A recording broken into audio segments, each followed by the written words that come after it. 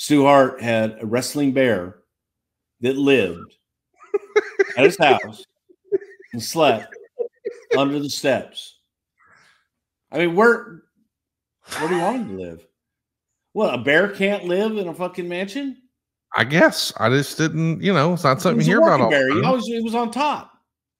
Okay. It was on top. But there wasn't just Terrible Ted, man. There was, so you had Ted. Ted was kind of that Northwest, all right, and Calgary and all that stuff. That was their bear. They had everybody had their own bears. There was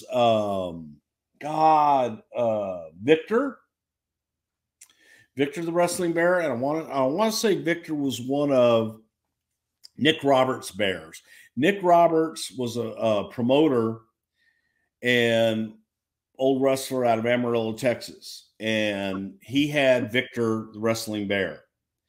So he would tour, pretty much Middle America and things like that. With that, you had the Bear Man up in the Maritimes in Nova Scotia. That he had a few bears, and they would teach him to work and all this shit. But the first one that Nick Roberts had was Ben, Gentle Ben. Remember the TV show? You probably don't. You were here the TV show Gentle Ben? Yes. Kid had the pet bear. All right. So Nick capitalized off of that and had Ben the wrestling bear. So people thought, oh my God, it's Gentle Ben from the TV show. I want to go see Gentle Ben. So it's like, this is Ben the wrestling bear. And promoters would a lot of times add in just come see Gentle Ben. But the gimmick with wrestling the bears is that the bears actually were wrestlers. They could work. Right. All right. Now there were some shooter bears. There were some shooter bears and there were some hooker bears. Oh, you don't want to fuck with, man. Don't get the bear mad. And the gimmick was you would have the handler. So Nick Roberts, we'll use Nick in this instance. Nick would be the referee. So Nick would bring the bear down to the ring and all this stuff, and the bear goes up the steps and gets, crawls in the ring and all this shit. And they introduce him. And he gets up on his hind legs and raises his little paws. And, Nick's controlling him the whole time. Then you get your opponent in the ring, and Nick takes the leash off. Rut-road. Uh-oh. And it's on, man.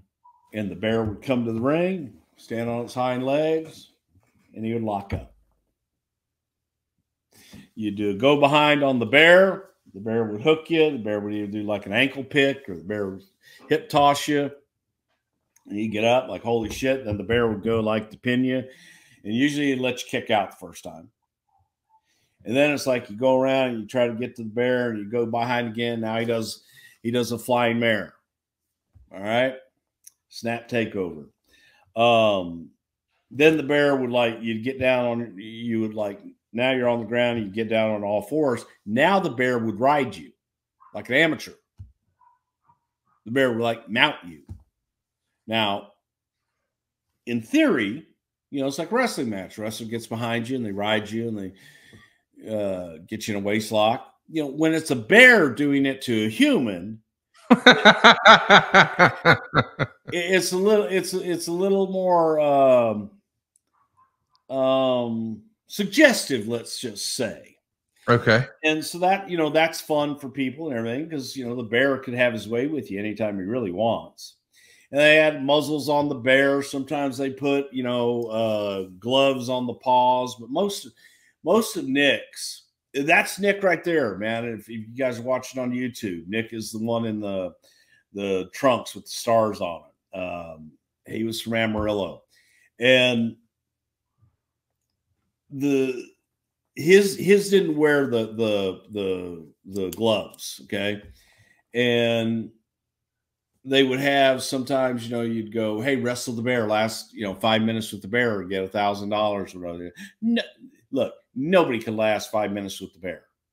I don't give a shit who you are.